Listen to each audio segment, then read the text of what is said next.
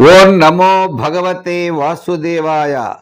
వ్యాస ప్రణీతమైన శ్రీమద్భాగవత కథాసారము అందరికీ అందించే ప్రయత్నం చేయుచున్నాము. ఈ అమృత ఫలాన్ని మీరు ఆస్వాదించుచు మీ పిల్లలకు మరియు ఇతరులకు అందరికీ దీన్ని అందించే ప్రయత్నం చేయండి. ఆ వాసుదేవుని యొక్క అనుగ్రహం వల్ల సమస్తమైనటువంటి జనులకు శుభ పరంపర ఏర్పడును. ఆ వాసుదేవుని యొక్క అనుగ్రహం అందరికీ ఉండాలని చెప్పి కోరుచున్నాము. కదంబసోన కొండలం సుచారుగండ మండలం వ్రజాంగనైక వల్లభం నమామి కృష్ణ దుర్లభం. యశోదయా సమోదయా సగోపయా సనందయా యుతం శుభైకదాయకం నమామి గోపనాయకం. కృష్ణం వందే జగద్గురుం. ఓం శ్రీ మహాగణాధిపతే నమః. ఓం నమో శ్రీ లక్ష్మీ వెంకటేశ్వర స్వామినే నమః. ఓం నమో భగవతే వాసుదేవాయ. నారాయణం నమస్కృత్య నరం చైవ నరోత్తమం దేవీం సరస్వతీం వ్యాసం తతో జయముదీరయేత్.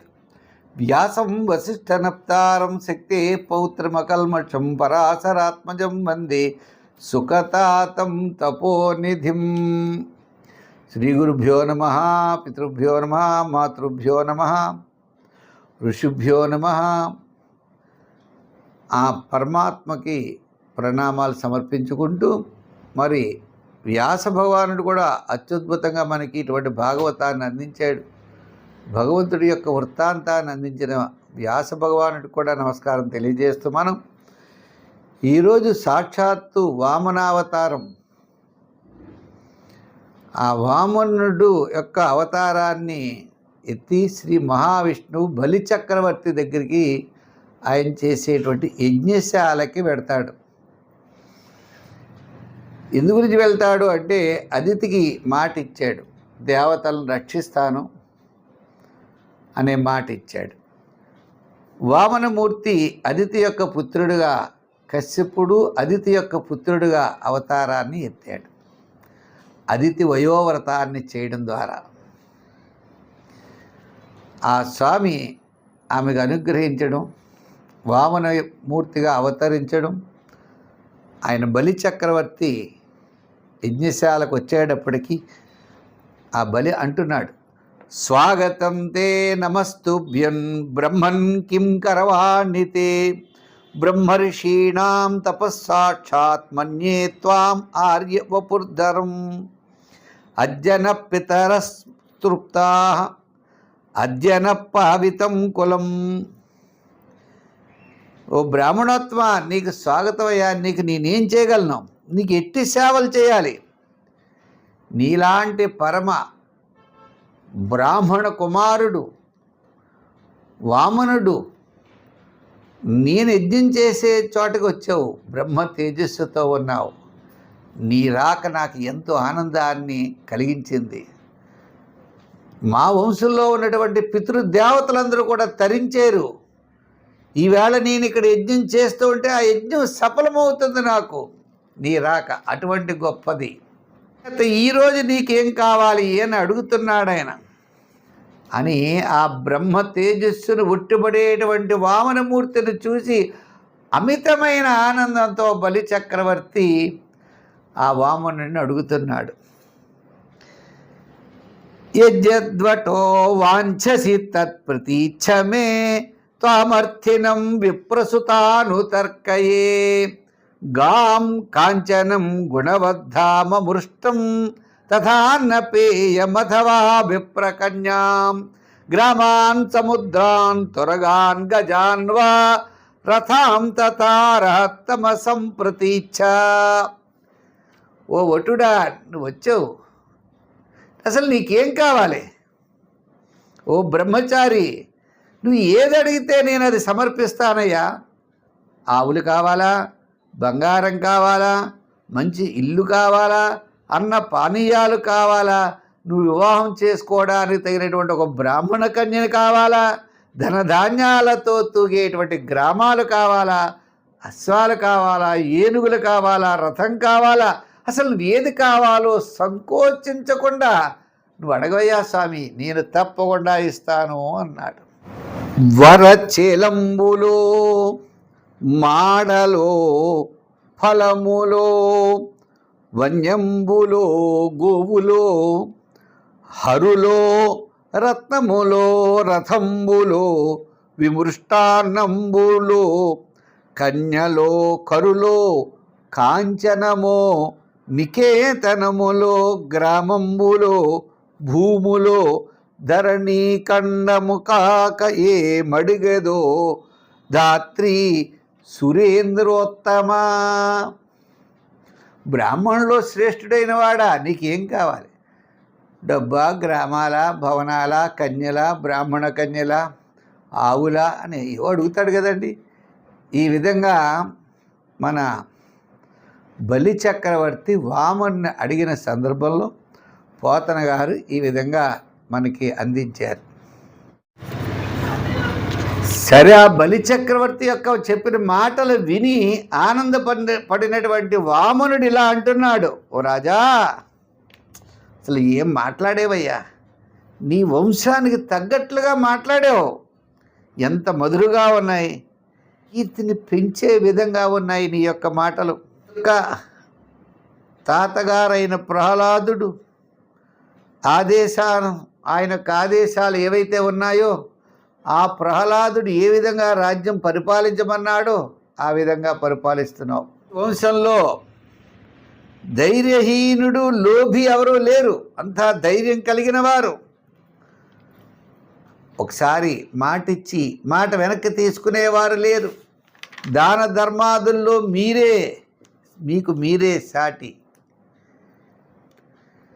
అలాగనే దాన ధర్మాదుల్లో ఏ విధంగా అయితే వెనుకడుగు వేయలేదో యుద్ధంలో కూడా వేయలేదు. మీ వంశంలో మీ తాతగారు ప్రహ్లాదుడు తండ్రి అన్నమాట. హిరణ్యకశిపుడు, హిరణ్యాక్షుడు ఇద్దరున్నారు. హిరణ్యాక్షుడు కూడా చాలా బలశాలి. యుద్ధంలో పారిపోవడమో లేకపోతే యుద్ధం నుండి తప్పించుకోవడమో కాదు, ఆయన పాతాళలోకంలో భూదేవిని తీసుకువెడితే శ్రీహరి అతనితో యుద్ధం చేశాడు. యుద్ధం చేసి శ్రీహరి కూడా తాను విజయం సాధించేను అని చెప్పుకోలేదు. అంతటి పరాక్రమవంతుడు మీ తాత, అంటే ప్రహ్లాదుడి తండ్రి, అంటే చిన్న తాత. ప్రహ్లాదుడి తండ్రి కూడా హిరణ్యకశిపుడు కూడా నా తమ్ముడు చంపినవాడు ఎక్కడున్నాడు, నేను వెంటనే అతను సంహరిస్తాను అని బయలుదేరాడు. ముల్లోకాలు తిరిగాడు. ఇలా తిరిగేటప్పటికీ మహావిష్ణువు ఏం చేశాడు అనుకుంటున్నారు? చిన్న సూక్ష్మ శరీరాన్ని ధరించి ఆ హిరణ్యకశిపుడి యొక్క ముక్కులోంచి నోట్లోంచి లోపలికి వెళ్ళిపోయాట. హిరణ్యకశిపుడు విష్ణు ఎక్కడున్నాడని చెప్పి ముల్లోకాలు తిరిగాడు. ఎక్కడ విష్ణుమూర్తి అతనికి కనపడలేదట. అంతటి పరాక్రమవంతుడు హిరణ్యకశిపుడు. వారి వంశంలో పుట్టావు, ఏదైనా దానం చేయగలిగినటువంటి సమర్థుడు అయ్యా నువ్వు. నీలాంటి గొప్పవాడు ఎవరున్నారు? యజ్ఞయాగాది క్రతువులు చేసావు. ప్రహ్లాదుడి యొక్క నిర్మలమైన కీర్తి ఇప్పుడు ఎంత వ్యాపించి ఉన్నదో, ఆ ప్రహ్లాదుడి యొక్క భక్తవని, ఆయన యొక్క కీర్తవని ఇప్పటికీ అలా స్థిరంగా ఉన్నది. ఆ ప్రహ్లాదుడు ఇప్పటికీ ఆ విష్ణుమూర్తిని స్మరిస్తూనే ఉన్నాడు. ఎక్కడికి వెళ్ళినా వారి కీర్తి అనేది ఏ విధంగానూ కూడా నశించలేదు. శ్రీహరిపై హిరణ్యకశిపుడికి వైరభావం అసలు ఉండక్కర్లేదు. శత్రుత్వం ఎవరికండి? ఈ శరీరం దేహాన్ని ధరించిన వారికే శత్రుత్వం ఉంటుంది. మృత్యువాత పడేవారికి ఎందుకు ఉంటుంది? అజ్ఞానము, అహంకారమే ఆ యొక్క శత్రుత్వానికి ముఖ్య కారణం. అజ్ఞానము, అహంకారం. మహారాజా, ప్రహ్లాదుని పుత్రుడు, నీకు తండ్రి విరోచనుడు అనే వాడున్నాడు. ఆయనకి అంటే మీ తండ్రి గారికి గొప్ప బ్రాహ్మణ భక్తుడు ఆయన. అతనికి శత్రువులైన దేవతలు బ్రాహ్మణుల వేషం ధరించి అతని దగ్గరికి వచ్చారు. దేవతలు ఒక బ్రాహ్మణుని యొక్క వేషం వేసుకుని అతని దగ్గరికి వచ్చి ఏమని అడిగారు? నీ యొక్క ఆయుష్ని దానంగా ఇవ్వమని అడిగారు. ఎవరైనా అడుగుతారు? నీ ప్రాణాన్ని దానంగా ఇవ్వమని అడిగారు. అడిగేటప్పటికీ ఆయన ఏం చేశాడు? శుక్రాచార్యుడు వీళ్ళంతా కూడా అలా ఇవ్వడానికి వీలు లేదు అంటే వాళ్ళు ఏమన్నారంటే, ఒకసారి నేను ఇస్తానని చెప్పినప్పుడు అది ఇచ్చి తీరవలసిందే అని వారి యొక్క ఆయుష్ని దానంగా ఇచ్చారు. తస్మాత్ తతో మహీం ఈషద్వృణేహం వరదర్షభాత్ పదాని త్రీని దైత్యేంద్ర సంహితాని పదా మమ నాణ్యతే కామయే రాజన్ వదాన్యా జగదీశ్వరాత్ నైనః ప్రాప్నోతి వై విద్వాన్ యావదర్థ పరిగ్రహ. ఓ దైత్యేంద్ర, కోరిన వస్తువులు దానము చేయి వారిలో నువ్వు చాలా గొప్పవాడవయ్యా. నేను కేవలము 3 అడుగుల నేల మాత్రమే నేను నుండి అర్థించుచున్నాను అన్నాడు. ఇంతకుముందు ఏమన్నాడు? నీ తండ్రిని దేవతలు వచ్చి ఆయుష్ అంటే నీ ఆయుష్ని దానంగా ఇమ్మంటే ఆయన దానంగా ఇచ్చాడు. మహారాజా, నీవు సమస్త జగత్తుకి ప్రభువు, గొప్ప ఉదారుడు, అయినా నేను ఇంతకంటే ఎక్కువ నీ నుండి కోరటలేదు. విద్వాంసుడు అనేవాడు తనకు అవసరమైన మేరకే దానంగా స్వీకరించాలట. దానివల్ల అతనికి ప్రతిగ్రహ దోషం అంటదు. ఇప్పుడు విద్వాంసుడు అనేవాడు ఆయనకి ఎంత కావాలో అంతే స్వీకరించాలట, ఎక్కువ స్వీకరించకూడదు. అడిగితే ప్రతిగ్రహ దోషం ఉంటుంది, అంటే అడిగి తీసుకునే దానివల్ల కూడా దోషం ఉంటుందట. అప్పుడు బలి చక్రవర్తి అంటున్నాడు, త్వంబాలో బాలిసమతి స్వార్థం ప్రత్యబుధో యథా అహో బ్రాహ్మణ దాయాద వాచస్తే వృద్ధ సమ్మతా. నీ మాటలు చూస్తే పెద్దవాళ్ళలా ఉన్నారు, నీ బుద్ధి చూస్తే బాల్యాన్నే సూచిస్తోంది అన్నాడు. మరి వేదాంత విషయాలన్నీ చెప్పాడు ఈ వామనమూర్తి. నీ తండ్రి గొప్పవాడు, నీ తాత గొప్పవాడు, ప్రహ్లాదు గొప్పవాడు, నీ వంశంలో వాళ్ళంతా గొప్పవాడు అని చెప్పాడు. హిరణ్యకశిపుడు ముక్కులోంచి సూక్ష్మ ప్రాణియే ఇవి మహావిష్ణువు లోపలికి వెళ్ళిపోయాడని చెప్పాడు. మరి ఇంత చెప్పిన వాడు మాటలు చూస్తే పెద్దవాళ్ళలా ఉన్నాయి, చేష్టలు చూసి అడిగితే 3 అడుగులు మాత్రమే అడిగాడు.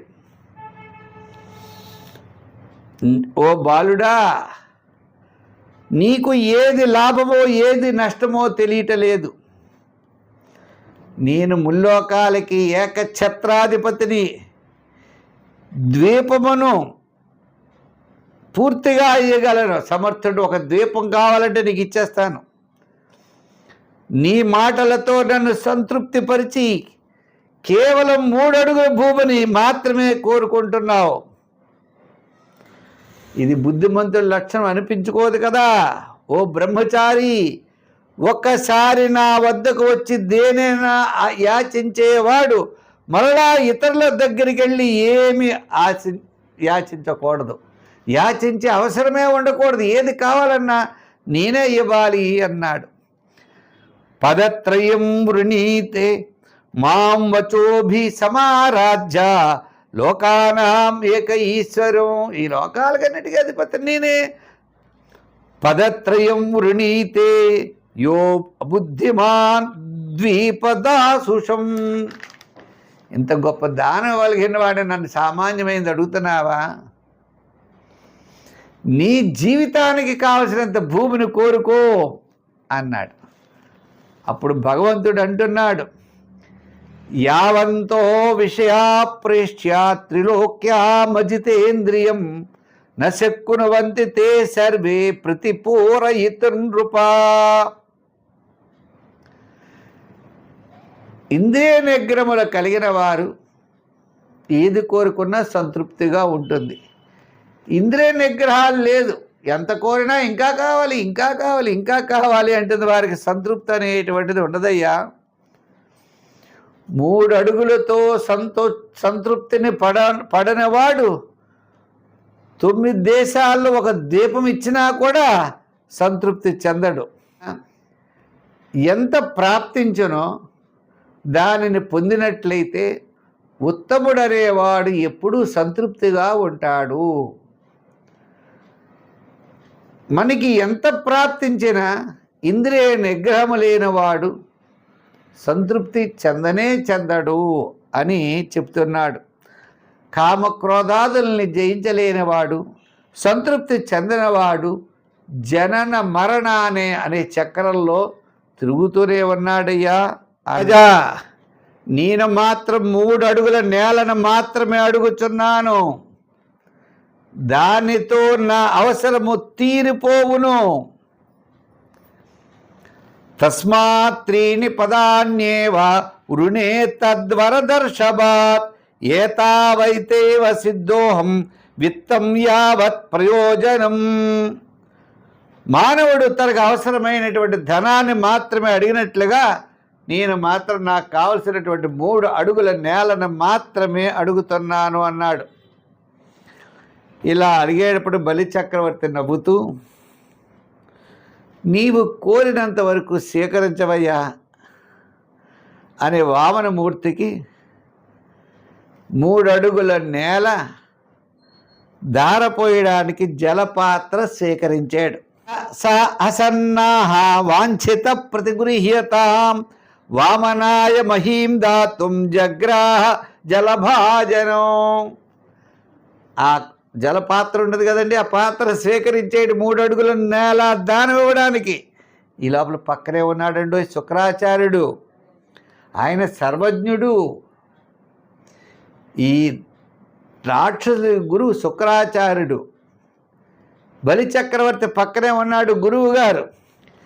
బలిచక్రవర్తి వామనునికి 3 అడుగుల నేల సమర్పించడానికి సిద్ధముగా ఉండడాన్ని చూసి ఆ శుక్రాచార్యుడు బలిచక్రవర్తితో ఈ విధంగా అన్నాడు, ఏష వైరోచనో సాక్షాత్ భగవాన్ విష్ణురవ్యయః కశ్యపాత్ అదితేర్జాతో దేవానాం కార్యసాధకః. ఓ బలిచక్రవర్తి, ఈ వచ్చిన వాడు ఎవరనుకున్నావు? సాక్షాత్తు విష్ణు భగవానుడయ్యా. దేవతలకు మేలు చేయడానికి కశ్యపుని భార్య అయినటువంటి అదితి గర్భంలో అవతరించాడు ఈ మహావిష్ణువు. ఇతడు నీ సంపదను పూర్తిగా హరించేస్తాడు. రాబోయే అనర్థాన్ని నువ్వు గ్రహించలేకపోతున్నావు. నువ్వు ఇతనికి దానమిస్తాననే మాట ఇచ్చావు. ఇది రాక్షసులకి తీరనటువంటి సంకట స్థితి. భగవంతుడే స్వయంగా తన యోగమాయ ద్వారా బ్రహ్మచారి వామనుడి యొక్క వేషంలో వచ్చి ఉన్నాడు. ఇతడు నీ రాజ్యాన్ని, ఐశ్వర్యాన్ని, సంపదని, తేజస్సుని, లోకంలో ప్రసిద్ధి చెందిన నీ కీర్తిని హరించి ఇంద్రుడికి కట్టబెట్టాలని చెప్పి చూస్తూ ఉన్నాడు.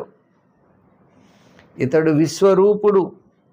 3 అడుగులనే అనే వంకతో లోకాలన్నిటినీ ఆక్రమిస్తాడు. మూర్ఖుడా, నీవు సర్వస్వము విష్ణువుకు దానం చేసిన పిమ్మట నువ్వు ఎలా జీవిస్తావు? నీ దగ్గర ఏముంటుంది? 3 అడుగులు అన్నాడు, మొత్తం అంతా కూడా ఆయనే స్వీకరించేస్తాడు. ఈ వచ్చినవాడు సర్వవ్యాపకుడు. 1 అడుగుతో భూమిని, 2వ అడుగుతో స్వర్గాన్ని, మొత్తం అంతా కూడా భగవానుడు సర్వవ్యాపకుడు. ఇతడు 1 పాదముతో భూమిని, 2వ పాదంతో స్వర్గాన్ని ఆక్రమిస్తాడు. విశాలమైన తన శరీరంతో ఆకాశాన్ని నింపేస్తాడు మొత్తం. అతడు 3వ పాదం మోపడానికి భూమి ఎక్కడి నుంచి నువ్వు తీసుకొస్తావు? 3 అడుగులు ఇస్తా అన్నావు, ఒకటి భూమి, అన్ని లోకాలు 2 పాదం అయిపోతుంది, 3వ పాదం ఎక్కడ పెట్టాలి? అప్పుడు నువ్వు 3 అడుగులు ఇస్తా అనే మాట నిలబెట్టుకోలేవు. నువ్వు ప్రతిజ్ఞ చేసావు 3 అడుగులు దానం ఇస్తానని, 2 అడుగులే దానం ఇస్తావు, 3వ అడుగు ఇవ్వలేవు. ఇవ్వని కారణం చేత నీకు నరకం ప్రాప్తిస్తుంది. నీవు ఇచ్చిన మాట నిలబెట్టుకోలేకపోతే అది అసమర్థుడు అవుతావు. ఎప్పుడు కూడా దాత అనేవాడు దానం చేసిన తర్వాత తన జీవన నిర్వహణకు కొంత మిగిల్చుకోవాలి, అంతా కూడా దానం చేసేయకూడదు. అలా సర్వస్వాన్ని దానం ఇస్తే అట్టి దానాన్ని విద్వాంసులు కూడా, అంటే కొంత అట్టే పెట్టుకు దానం చేస్తే దాన్ని ప్రశంసిస్తారయ్యా. సంసారమందు దానం అనేది ఉన్నదే, దానము, యజ్ఞము, తపస్సు, పరోపకారం మొదలగునవి అవి సాధ్యపడవు, అన్నీ ఇవ్వడానికి కుదరదు. ధనం, తన దగ్గర ఉన్న ధనాన్ని 5 భాగాలు చెయ్యాలి. ఒక భాగం ధర్మానికి, ఒక భాగం కీర్తికి, ధనాభివృద్ధికి 3, సుఖానికి 4, స్వజనుల రక్షణ కొరకు ఉపయోగించాలి 5వది. అప్పుడు ఏ పరసుఖాలు పొందుతాడయ్యా? ధర్మాయ యశసే అర్థాయ కామాయ స్వజనాయ చ. ధర్మాయ యశసే అర్థాయ కామాయ స్వజనాయ చ పంచదా విభజన్ విత్తం ఇహాముత్ర చ మోదతే. మన దగ్గర ఉన్న డబ్బుని అలా 5 భాగాలు చేయాలి, అంతేగాని ఉంది కదా అని మొత్తం అంతా దానం చేయకూడదు. ఓ అసురోత్తమ, అత్రాపి ఎవరికైనా ఒక దానం ఇచ్చునని చెప్పి మాట ఇచ్చిన తరువాత అది నిలబెట్టుకోలేకపోతే అసత్యమైపోతుంది. ఈ శరీరం అన్నదే ఒక చెట్టు, సత్యము అనేది దాని యొక్క ఫల పుష్పాలు. వృక్షమే లేకపోతే ఫల పుష్పాలు ఎలా వస్తాయి? నువ్వు మొత్తం వృక్షాన్ని ఇచ్చేస్తానంటున్నావు, ఇక ఫల పుష్పాలే వస్తాయ్యా. దీన్ని పలకడమే ధన నాశనానికి దారి తీస్తుంది అన్నాడు. అనే కాకుండా ఒక్క మాట అంటున్నాడు, స్త్రీషు నర్మ వివాహే చ వృత్యర్థే ప్రాణ సంకటే గోబ్రాహ్మణార్థే హింసాయాం నానృతం స్యాజ్జుగుప్సితం.